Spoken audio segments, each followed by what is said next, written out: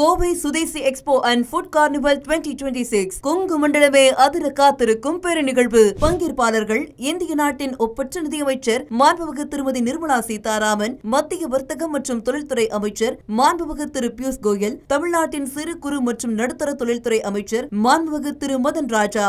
இது மட்டுமின்றி வர்த்தகம், கலாச்சாரம், உணவு ஆகியவற்றின் ஒட்டுமொத்த சங்கமம். நாள் ஆகஸ்ட் 8, 9, 10. இடம் கோவை ரத்தினம் கிராண்ட்ஸ் ஹால், பொள்ளாச்சி சாலை, கோயம்புத்தூர். அனைவரும் வாரீர். அனுமதி இலவசம். தயாரிக்கணும், உடனடியா லான்ச் பண்ணணும். அமெரிக்காவுக்கு தெரியாம லான்ச் பண்ணணும். போக்ரான் மேல 2 சேட்டலைட் அமெரிக்காக்கார கொண்டு வந்து பொசிஷன் பண்ணியிருக்கான்.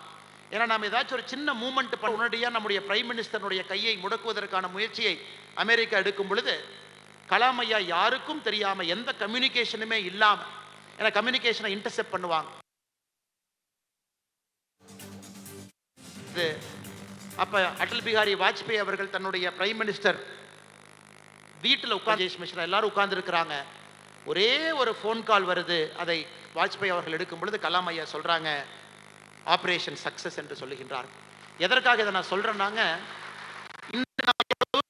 அப்படின்னா இது பல மனிதர்களுடைய கடுமையான உழைப்பு காலம் காலமாக இந்திரா காந்தி அம்மா அவர்கள் ஆரம்பித்து மிக முக்கியமாக அடல் பிகாரி வாஜ்பாய் அவர்கள் எந்த ரிஸ்கா இருந்தாலும் நம்ம எடுத்துக்கிறோம்.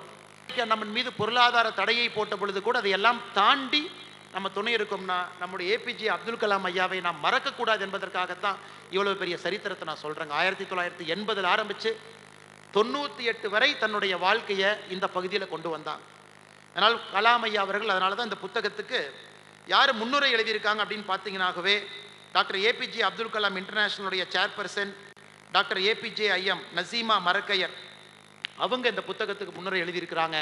அதனால் ஒரு கலாம் ஐயா குடும்பத்திலிருந்து ஆபரேஷன் சிந்தூர் அன்டோல்ட் ஸ்டோரி இந்த புத்தகத்துக்கு முன்னுரை எழுதியது இதைவிட சிறப்பு என்று நான் சொல்ல முடியாது. இதைவிட சிறப்பாக எதுவும் இருக்க முடியாது. அப்படிப்பட்ட ஒரு சிறப்பு கலாம் ஐயா குடும்பத்திலிருந்து முன்னுரை எழுதியிருக்கிறாங்க. அதே போல் உங்களுக்கு தெரியும், இந்தியாவை பொறுத்தவரை ஒரு காலகட்டத்தில் நம்ம ஒரு எக்கனாமிக் பவர் ஹவுஸ் கிடையாது. இன்னைக்கு நம்ம சண்டை போட்டிருக்கோம், பாகிஸ்தானோட ஆபரேஷன் சிந்தூர் சண்டை போட்டிருக்கோம்னா சாதாரணமாக போடலிங்க. நம்மகிட்ட அவ்வளவு பொருளாதார வலிமை நம்மகிட்ட இருக்கு. இன்னைக்கு ஆபரேஷன் சிந்தூர் பார்த்தீங்கன்னா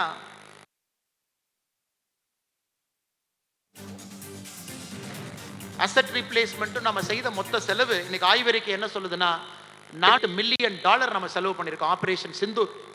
இன்னைக்கு இந்தியா 4.1 பொருளாதாரத்தில் பெரிய நாடு.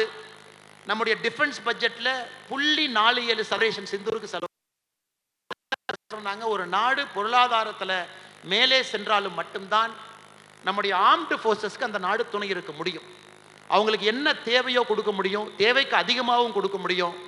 எதை பற்றி யோசிக்காம எவ்வளவு பெரிய யுத்தமாக இருந்தாலும் கூட அதை செய்ய முடியும். அந்த அளவுக்கு பொருளாதார வளர்ச்சி இன்னைக்கு நம்முடைய நாடு பார்த்திருக்கு.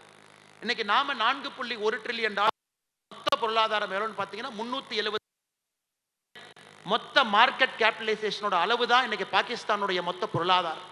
அதனால் நமக்கும் பாகிஸ்தானுக்கும் எந்த ஒரு காரணத்திற்கும் ஒரு 25 பைசா நாணய காசும் 500 ரூபாய் நோட்டும் பக்கத்தில் வச்சதுக்கு சமந்தான்.